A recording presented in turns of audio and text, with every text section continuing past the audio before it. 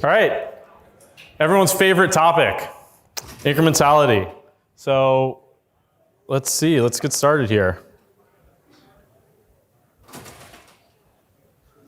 Perfect.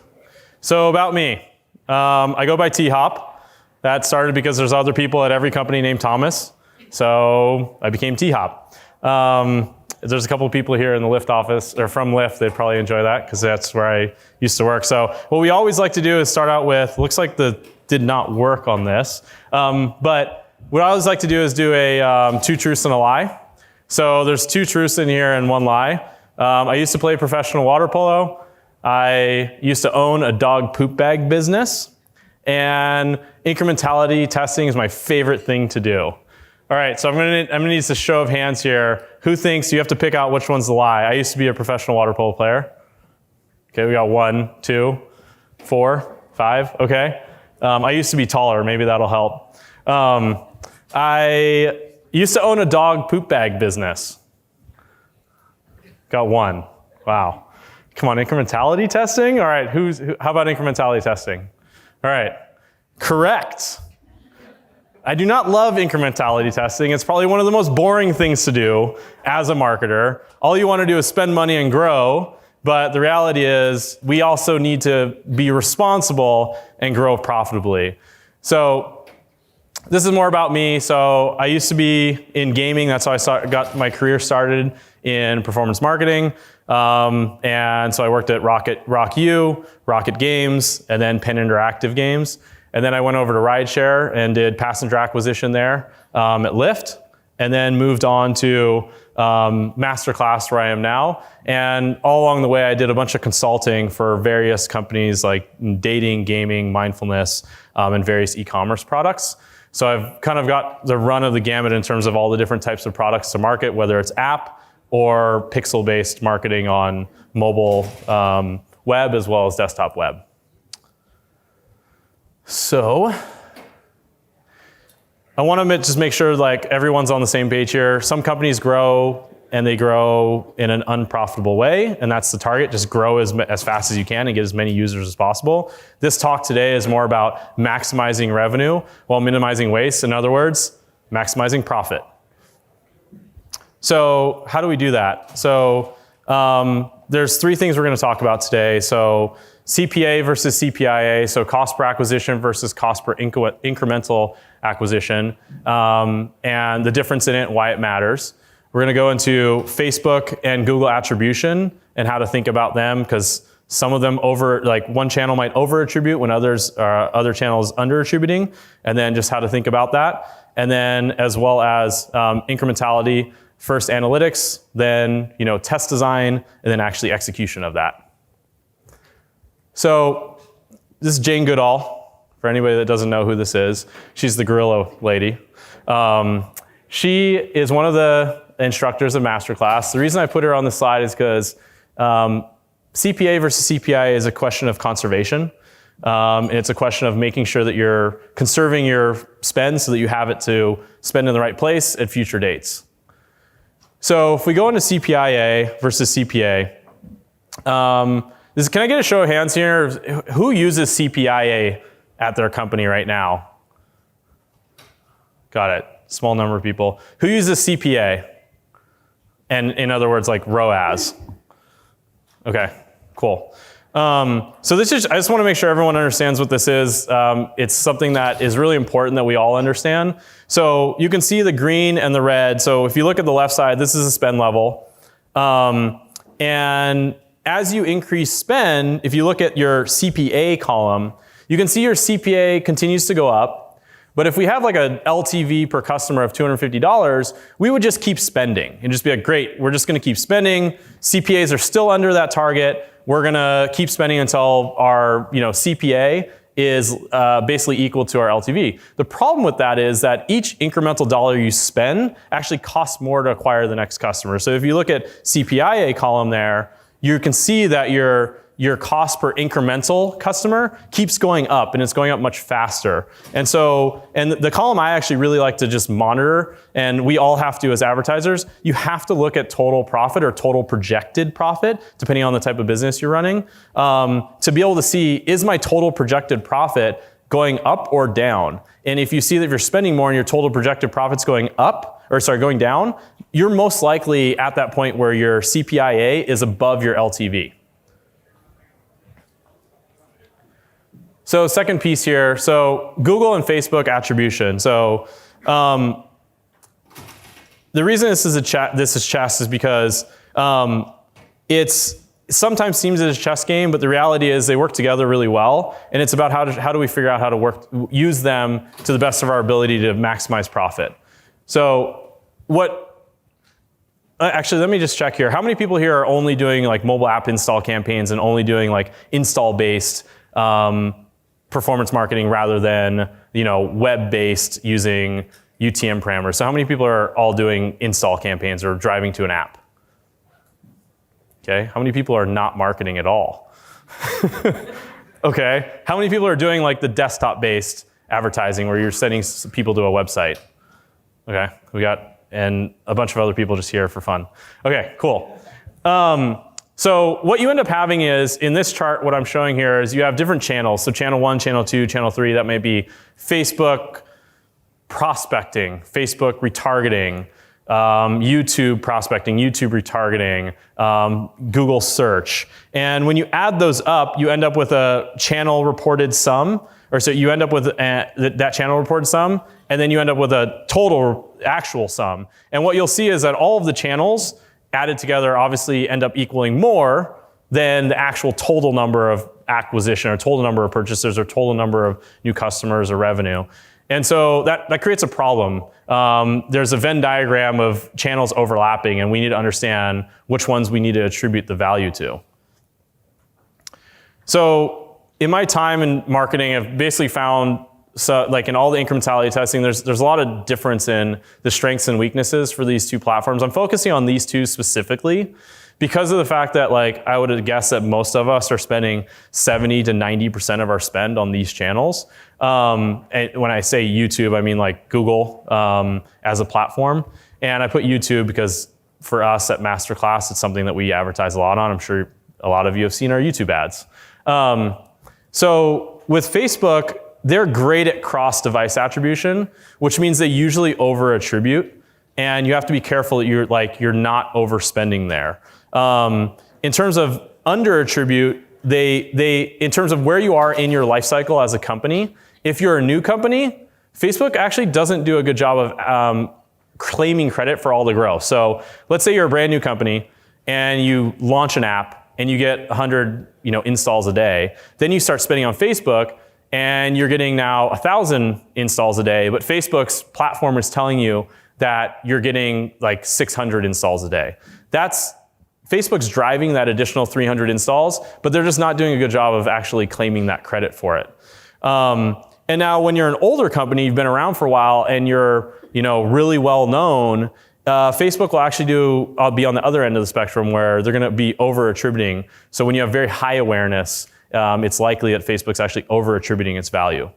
And so doing lift tests can help figure out the value there, but it's actually really hard because you don't know how much, how long you have to pause your spend and keep it off before you actually run tests. Because what happens is when you create these tests in Facebook, the audience that's the holdout has just been they've seen ads until you created that holdout. So let's say you're running ads from January to March and you turn on your lift test on March 1st. Now all of a sudden they're like, okay, let's create this holdout. It doesn't work that great because those people have already seen your ads. So you have to basically be prepared to run a lift test for a long time to really see the value. If we go to YouTube, on the other hand, you have really, really bad cross-device attribution. So the mapping on Facebook's great cross-device, but on YouTube it's horrible. I've seen numbers along the lines of YouTube's reported ROAS or YouTube's reported ROAS ends up showing like 50 or 60% ROAS, when the reality is it might actually be driving 150% ROAS because it's just not doing a good job of attributing the customers properly. And it's due to the fact that like Google, well, there's two main things. When you're in a logged out state on a different device, so if you're not logged into Chrome or you're not logged into Gmail and you switch a device, Google doesn't know that. Facebook usually does because everybody's on Facebook on every single one of their devices. And the other piece is search actually ends up stealing credit from display or from YouTube. So you have to keep that in mind as well. When everyone sees 1,000% return on their search campaigns, that's not an indicator that search is great. It's actually an indicator that likely like YouTube's doing a good job, Facebook's doing a good job. So, and then the last piece here, lift tests are actually, they're only available at higher levels of spend. And unless you get to those higher levels of spend, you don't have the access to be able to actually run these tests. And a lot of them are actually more just like awareness and consideration type tests. They're not actually set up to be conversion based. So it's actually tough to really end up running specific tests with Google or with YouTube. So enter incrementality. So I have Daniel Legranu and Phil Ivey here. These are poker players, if anybody doesn't know. I know there's probably a lot of casino app developers in the room and advertisers, so they probably know who these are. The reason I have these is because incrementality it's an art. It's an art, it's not really a science. It's like, sometimes I feel like I'm doing one of these. Yep, that sounds about right. This channel's great. We should spend more on it. But the reality is it's a combination of a lot of different tools that you have to use to narrow in on the directionally what you should be doing by channel. So some of the tools for success that we use are regression analysis, and then how did you hear about us survey. Some people call it the Heidi How. Platform reported data. And you have your then UTM, last click data, you have your mobile measurement partner, and then you have match market testing. So I'll just go through all of these right now. So regression analysis, I can't zoom in on this slide. It's hard. I'm sure everyone, there's a handful of people or a lot of people here that have done a regression analysis. The call out here is that you can see the green section. So all I'm doing is saying the dependent variable is the revenue or projected revenue that's coming in based on new customers and how you value your customers on an LTV basis.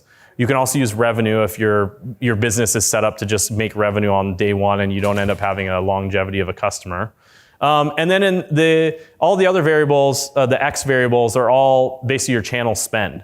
And so what you can do is you can actually say, let me just get a quick regression analysis to understand like which channels actually are supposedly producing the most value for me in my advertising. So what we're showing here is that like these channel 1, 2, and 3 are they're showing that they look good. Whereas these other ones are kind of like, yeah, I don't know. We need to like check this and figure out if they're doing anything for us. It's supposed to be a smiley face going like this, but you can't see it because it's a PowerPoint presentation and I didn't check what it looks like because I don't have PowerPoint on my computer. Cool, so then the next step is how did you hear about us? So if you're not using a how did you hear about us survey, I highly recommend it. It is not a science again, but it is helpful to understand directionally where customers actually believe they came from.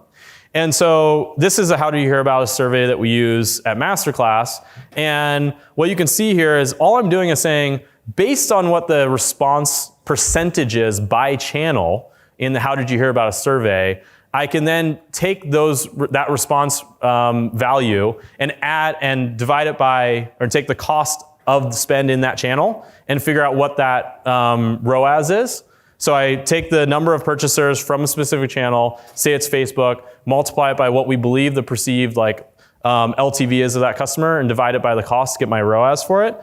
And what you can see here is that when you do something like that, you can go, wow, it looks like in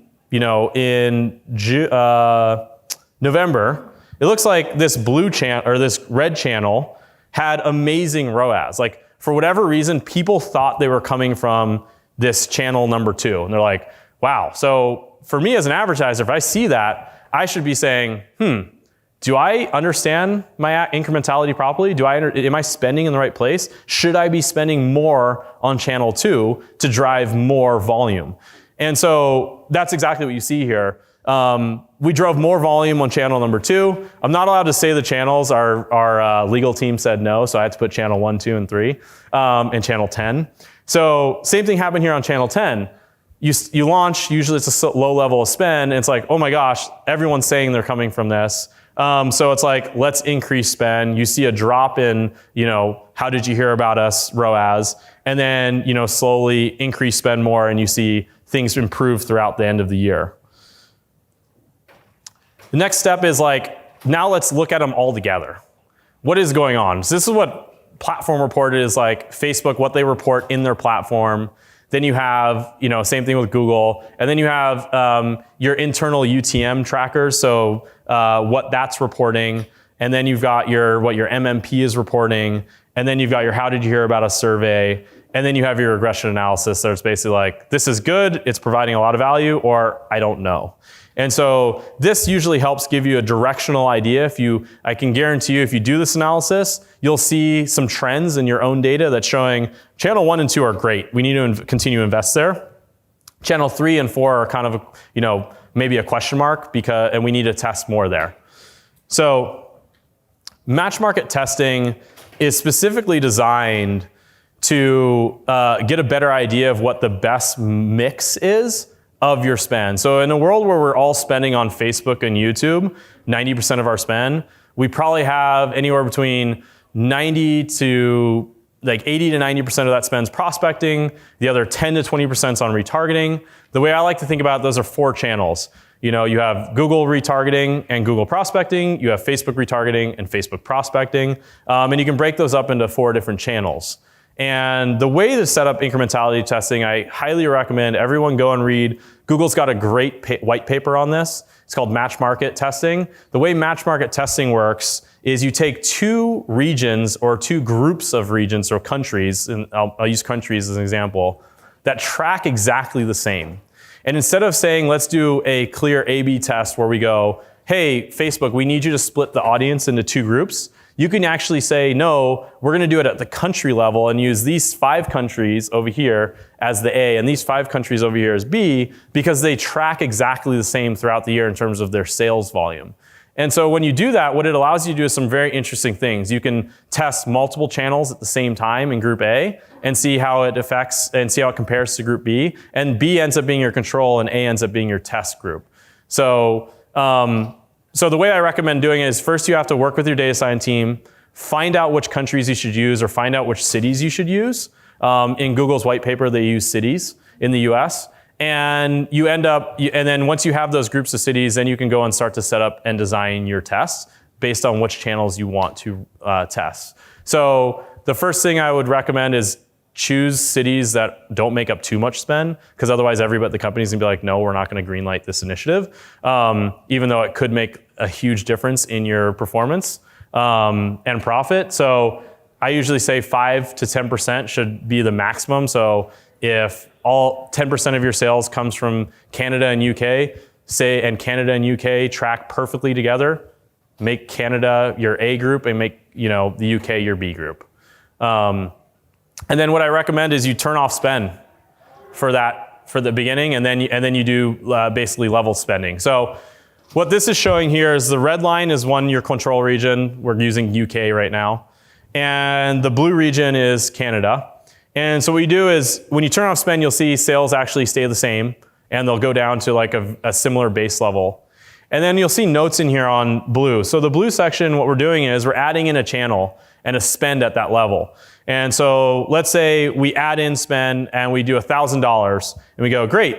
When we spent $1,000 on channel A, it gave us this amount of revenue. Okay, great. So now it's double spend. Let's spend $2,000. What did that do to revenue? Now let's spend $4,000. What did that do to revenue? And you have to keep taking these data points and do it for an extended period of time. What you're going to actually end up doing is developing a curve for that channel for how much you make for each additional dollar you spend. And so once you get to a point where you're like, okay, great. When I spend an additional dollar, it actually looks like I don't make profit. So that means I need to stop increasing spend and go back to the last level I was at where the profit was maximized. And then what you do at that point is you can add in your next channel. Go back. You can add in your next channel and do the same thing. And once you get to the point where you're like, okay, I know that spending 5K on this channel and 10K on this channel look great, you should actually then go back and see if you can increase the second channel further while decreasing the first channel. And this is the simplest way to do it, to create what this system is your CPIA versus LTV. So this is the assumption that LTV is just one value. Everyone thinks you can increase your LTV over time. That's great. I would argue you should just set that then, say this is my LTV value. But your target here is that your CPIA curve is your cost per incremental activation is gonna keep going up as you spend more and more. So you wanna stop spending when you hit that point at which your CPIA ends up being LTV. The easiest way to do this in practice is to actually just constantly be monitoring your total profit. If you're not watching your total profit, which that is your LTV, your projected profit, so your LTV minus your spend, then you're not doing your company a service of making sure you're maximizing sales. So that's it. I think I have, thank you. Yeah.